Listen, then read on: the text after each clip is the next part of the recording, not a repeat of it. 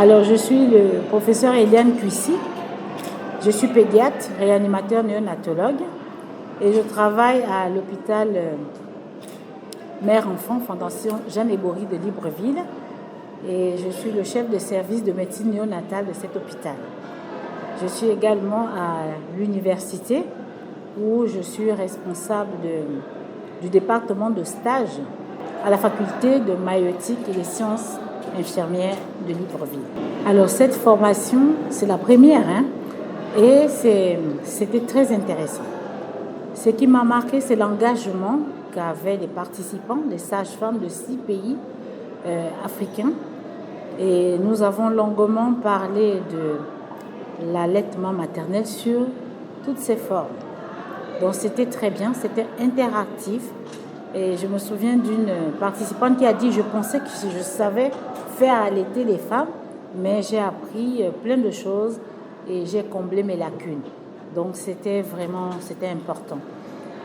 Ce qui a un peu manqué, c'est que c'était très court. Voilà, 2 jours. Je pense qu'un autre jour aurait peut-être suffi pour vraiment asseoir, pour ne pas aller très rapidement. Ça a une portée qui va atteindre la population parce que il est vrai qu'en Afrique de l'Ouest, le taux d'allaitement maternel est quand même supérieur par rapport à ceux de l'Afrique centrale. Particulièrement mon pays, où nous tournons autour de 6% d'allaitement maternel exclusif à 6 mois. Ce qui veut dire qu'on est très très bas. Et j'étais ravie de voir les sages-femmes de mon pays qui sont très engagées. C'est des femmes très motivées. Et je pense que depuis un moment, elles se sont mises sur la pratique de l'allaitement maternel, l'accompagnement des mamans pour pouvoir pérenniser l'allaitement maternel jusqu'à l'âge de 6 mois. Dans chacune de nos structures maintenant, on a ce qu'on appelle la classe des mères où les sages-femmes s'engagent à donner tout ce qu'il faut comme information, comme encouragement, comme valorisation de l'allaitement maternel auprès des parturientes, des femmes enceintes.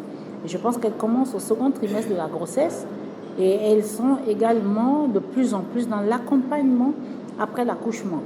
Donc j'ai espoir que tout ceci, avec cette formation encore, va faire en sorte que ce taux d'allaitement maternel puisse être revu à la hausse dans les prochaines années. Moi, j'ai espoir.